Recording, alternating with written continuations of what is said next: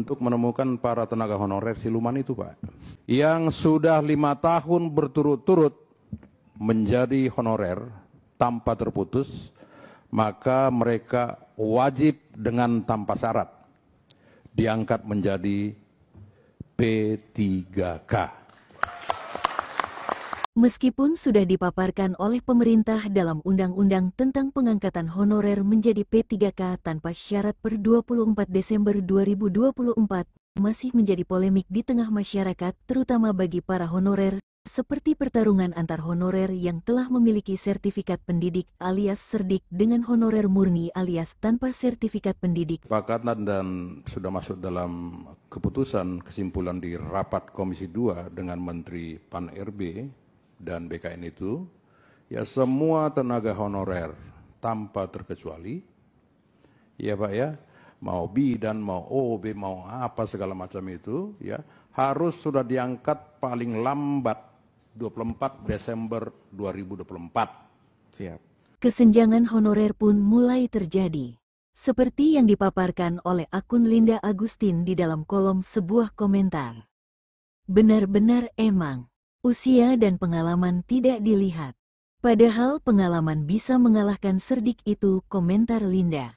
Dengan tanpa syarat ketika dia sudah menjadi tenaga honorer, ya selama 5 tahun berturut-turut tanpa terputus. Siap.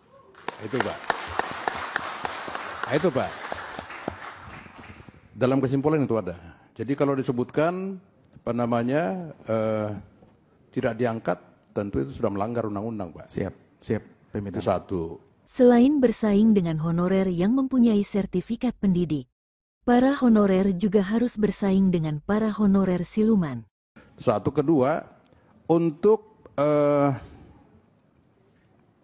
Kemenpan RB dan BKN itu bisa memverifikasi banyaknya tenaga honorer siluman. Betul. Ya, nah maka dalam rapat ini saya sampaikan, Pak Gaus sampaikan juga, dan teman-teman sampaikan supaya bahkan dalam forum rapat Kemenpan RB BKN diperintahkan untuk melakukan audit bersama BKP untuk menemukan honorer siluman. Kemenpan RB BKN itu melakukan audit, ya kan, bekerjasama dengan BPKP. Untuk menemukan para tenaga honorer siluman itu, Pak. Saya banyak menemukan tenaga honorer siluman, tidak pernah tenaga honorer, tapi namanya masuk, diajukan ke Kemenpan BKN, nama yang honorer tidak masuk, yang tidak honorer yang masuk. Itu siluman, Pak. Siap. Jadi bukan hanya mafia tanah yang ada sekarang. Dalam rapat ini juga disebutkan bukan hanya mafia tanah dan judi, bahkan juga ada mafia honorer. Mafia judi, mafia tenaga honorer juga sudah ada, Pak. Nah, ini kita perlu selesaikan ya dalam forum ini.